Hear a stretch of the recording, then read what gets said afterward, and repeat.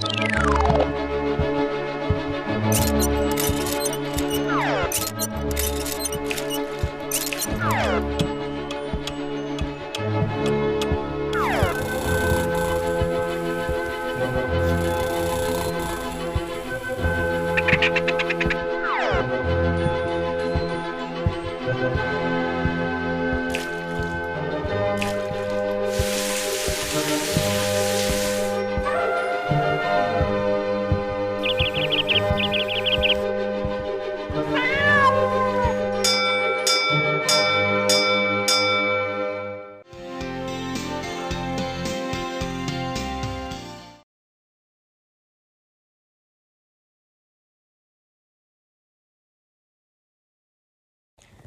बच्चों, कैसे हैं?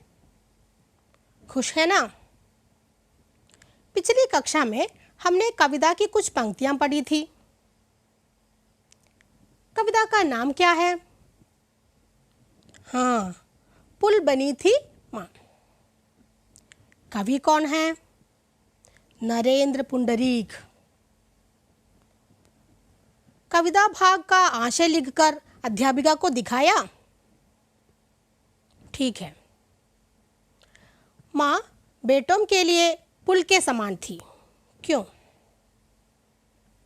क्योंकि बेटों की जीवन रूपी गाड़ी माँ रूपी पुल से बिना किसी रुकावट के चलती रहती थी।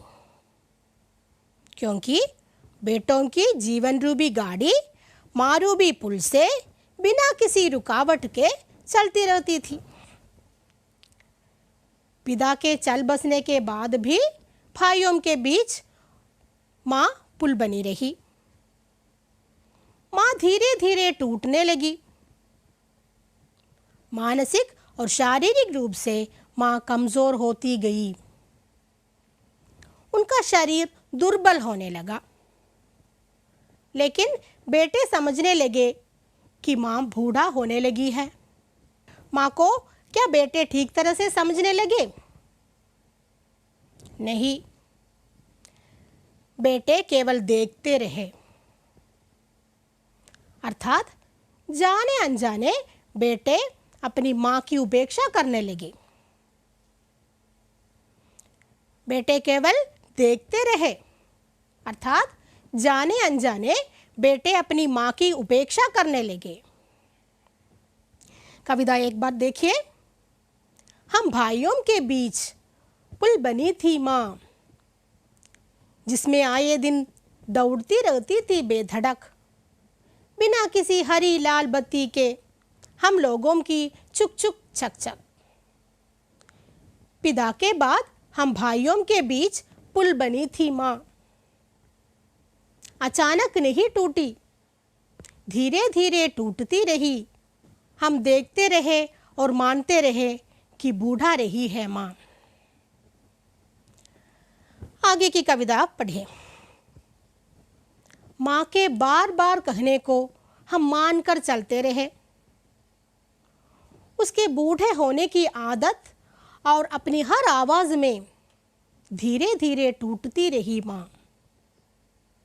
माँ के बार बार कहने को हम मानकर चलते रहे।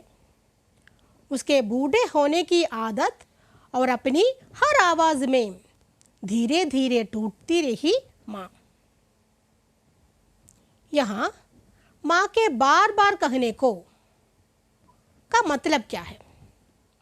यहाँ माँ के बार बार कहने को का मतलब क्या है? एक ही बात को माँ बार बार कहने लगी। एक ही बात को माँ बार बार कहने लगी। बेटे माँ के इस आदत को भी क्या मानने लगे होंगे? बताइए। हाँ, उनके बढ़ते हुए बुढ़ापे की निशानी मानकर बेटे जीने लगे। उनके बढ़ते हुए बुढ़ापे की निशानी मानकर बेटे जीने लगे। तो यहाँ माँ के बूढ़े होने के लक्षण क्या क्या थे? धीरे धीरे उसकी आवाज़ कमज़ोर होती रही।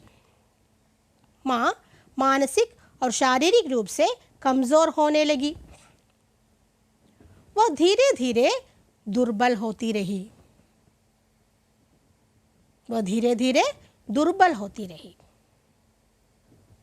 ठीक है, आगे की पंक्तियों की ओर ध्यान दें। हाथों हाथ रहती माँ एक दिन हमारे कंधों में आ गई।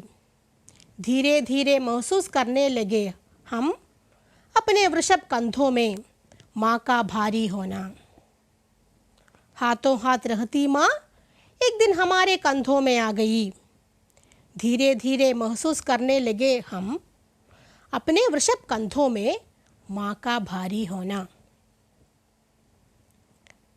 हाथों हाथ रहती माँ एक दिन हमारे कंधों में आ गई। हाथों हाथ रहती माँ का अर्थ क्या है?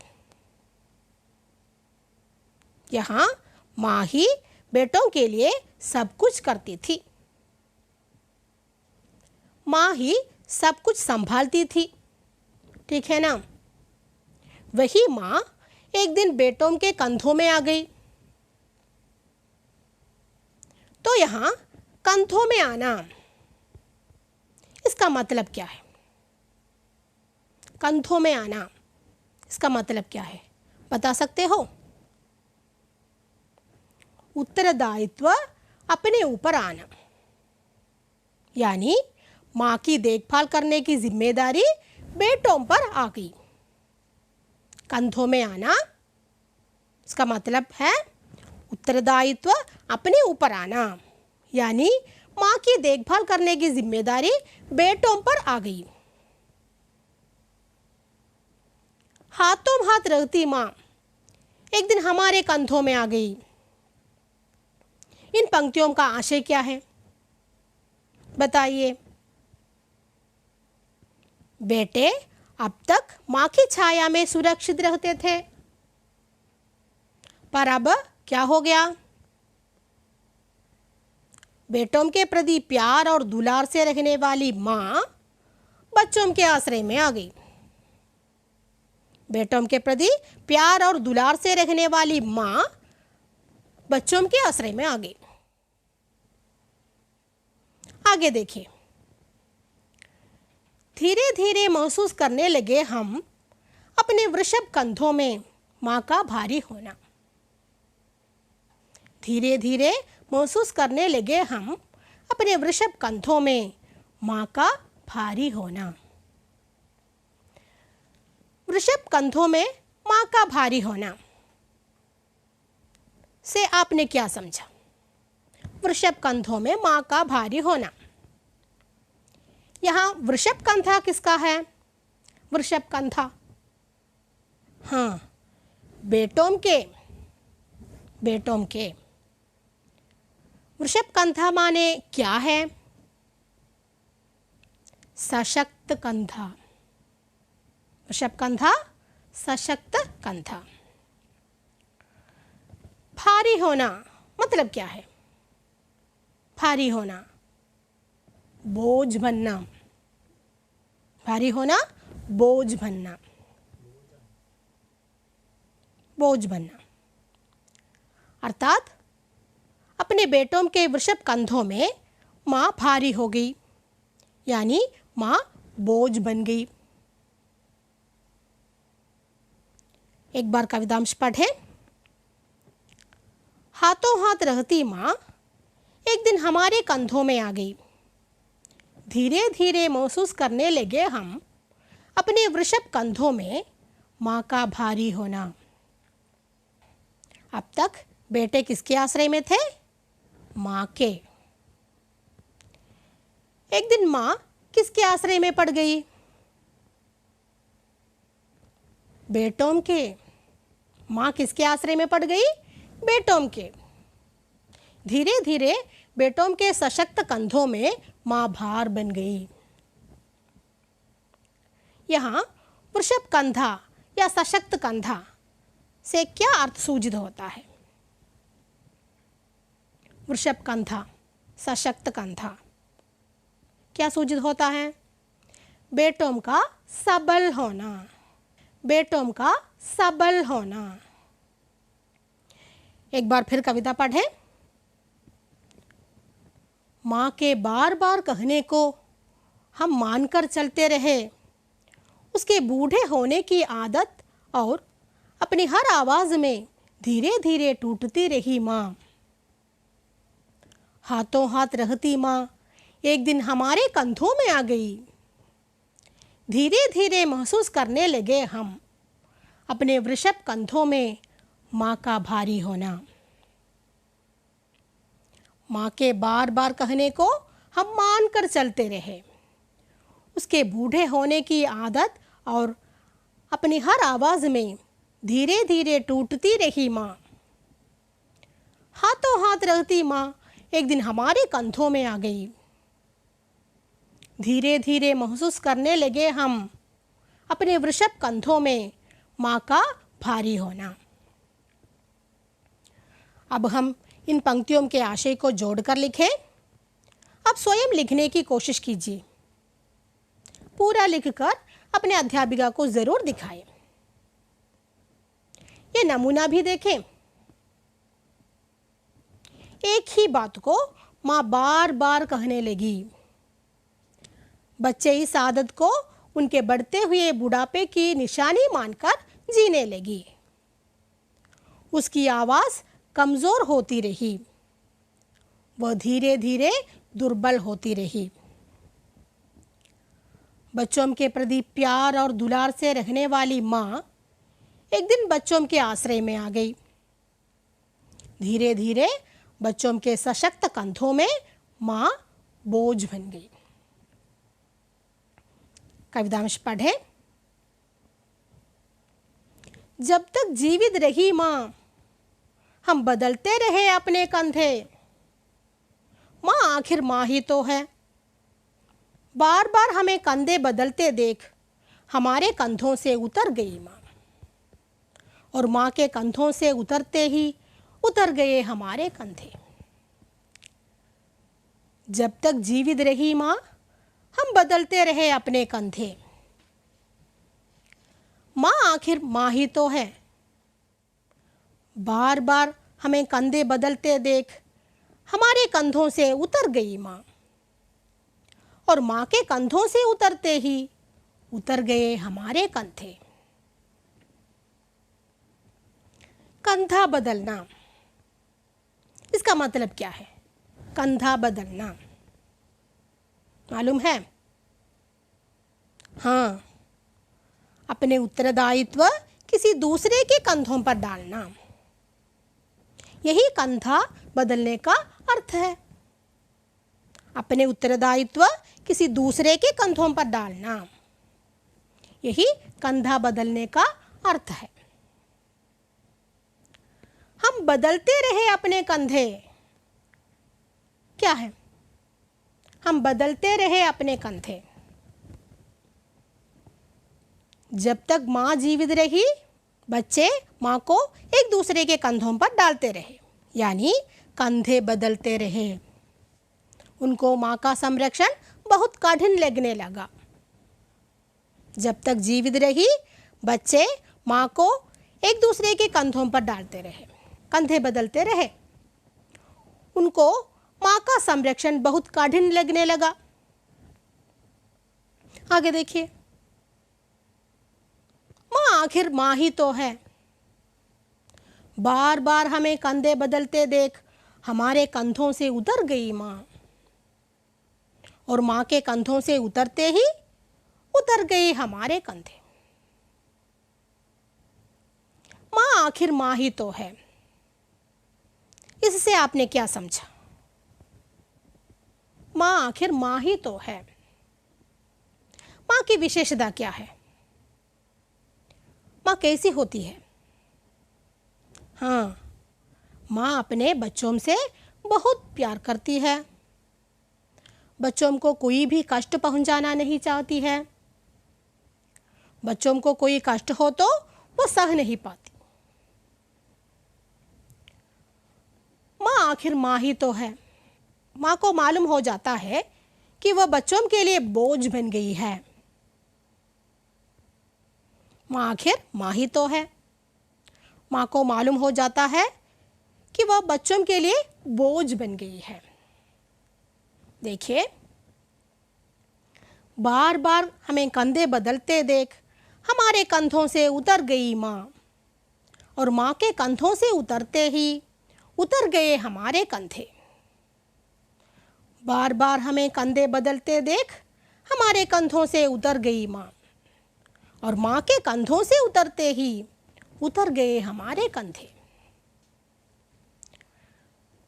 बच्चों की कठिनाई मालूम होने पर माँ स्वयं भी जुड़ती है। बच्चों की कठिनाई मालूम होने पर माँ स्वयं भी जुड़ती है। कंधों से उतरना मतलब क्या है? कंधों से उतरना मतलब अंतिम प्रयाण करना, अर्थात मर जाना। कंधों से उतरना, अंतिम प्रयाण करना, अर्थात मर जाना।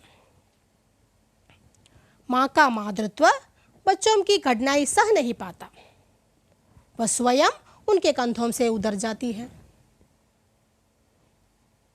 कविता की ओर देखिए। और माँ के कंधों से उतरते ही उतर गए हमारे कंधे।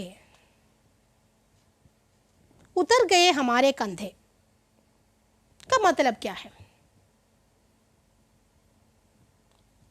माँ के चले जाने के बाद बेटे क्या पहचानते हैं? माँ के बिना वे बेसहारे हैं। ठीक? जब माँ का अभाव हुआ तब बेटे निराश्रय और दुर्बल हो गए। जब माँ का अभाव हुआ तब बेटे निराश्रय और दुर्बल हो गए। बच्चों, अब इन पंक्तियों का आशय जोड़कर लिखें। आप स्वयं लिखने की कोशिश कीजिए।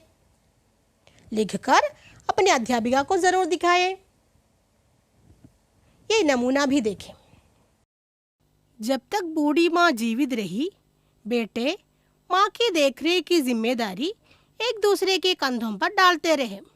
सारी जिंदगी बेटों के लिए जीने वाली माँ बुढ़ापे में बेटों के लिए भार बन गई, पर माँ के मातृत्व ने बेटों की इस कठिनाई को सह नहीं पाया।